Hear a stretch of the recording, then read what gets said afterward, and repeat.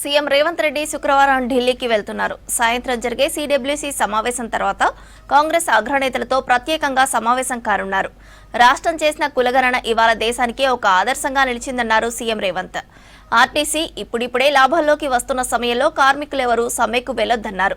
రాష్ట్ర ప్రభుత్వంపై కేసీఆర్ విషం కక్కుతున్నారని ఫైర్ అయ్యారు. హైదరాబాద్ రవీంద్ర భారతిలో రాష్ట్ర కార్మిక శాఖ ఆధ్వర్యంలో మేడే ఉత్సవాలు నిర్వహించారు. ముఖ్యమంత్రి రేవంత్ రెడ్డి శుక్రవారం ఢిల్లీకి వెళ్లనున్నారు. సాయంత్రం 4 గంటలకు ఢిల్లీలో జరిగే సిడబ్ల్యూసీ సమావేశానికి హాజరు కానున్నారు.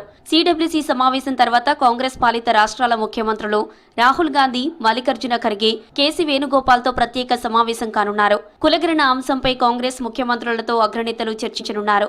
సీఎం రేవంత్ రెడ్డితో సిడబ్ల్యూసీ సభ్యులు దామోదర రాజనరసింహ, వంశీచంద్ రెడ్డి కూడా ఢిల్లీకి వెళ్లనున్నారు. కులగణన విషయంలో తెలంగాణ మోడల్ దేశానికి ఆదర్శంగా నిలిచిందన్నారు ముఖ్యమంత్రి రేవంత్ రెడ్డి. దేశవ్యాప్తంగా కులగణన చేయాలని రాహుల్ గాంధీ ఎన్నో ఏళ్లుగా డిమాండ్ చేస్తున్నారని గుర్తు చేశారు.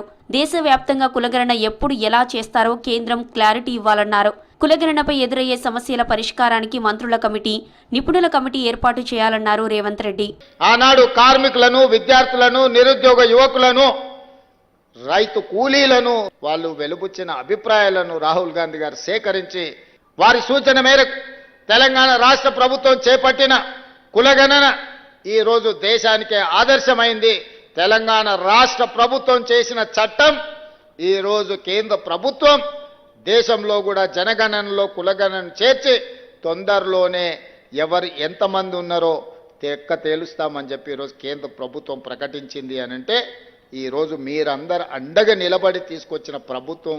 అంతర్జాతీయ కార్మిక దినోత్సవం సందర్భంగా రాష్ట్ర కార్మిక శాఖ ఆధ్వర్యంలో హైదరాబాద్ రవీంద్ర భారతిలో మేడే వేడుకలు నిర్వహించారు. ఈ సందర్భంగా మాట్లాడిన సీఎం కేసీఆర్ 8 లక్షల కోట్లకు పైగా అప్పులు చేసి పదవి దిగి వెళ్లిపోయారని, ఆ డబ్బులన్నీ ఎక్కడికి పోయాయో ఆనవాళ్లు తెలియడం లేదన్నారు ముఖ్యమంత్రి.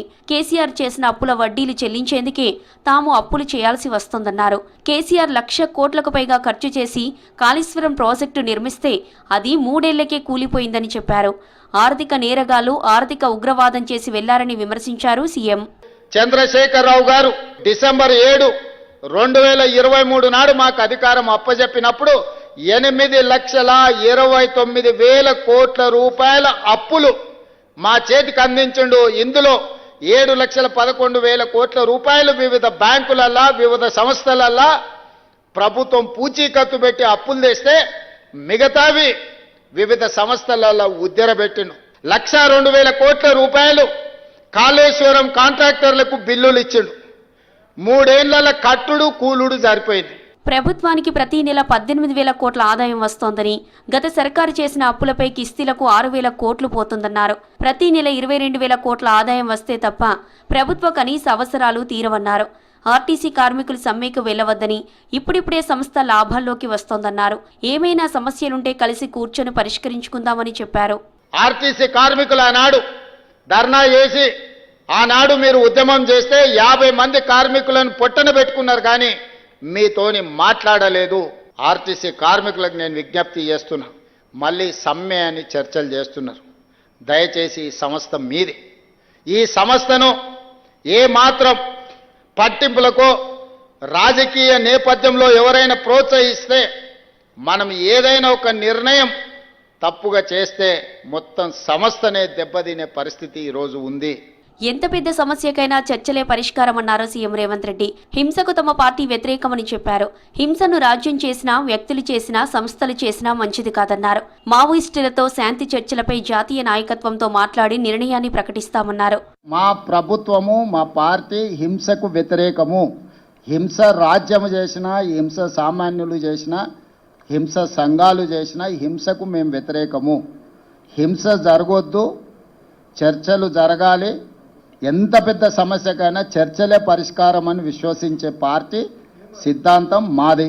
కాబట్టి ఏ దానికైనా చర్చలే పరిష్కారం, చర్చలు చేయాలన్నదే మా ఆలోచన. ఇక కార్మిక దినోత్సవం సందర్భంగా ఉత్తమ శ్రమశక్తి, ఉత్తమ యాజమాన్య అవార్డులను అందజేశారు సీఎం. మేడే వేడుకల సందర్భంగా రవీంద్ర భారతిలో నిర్వహించిన సాంస్కృతిక కార్యక్రమాలు అలరించాయి.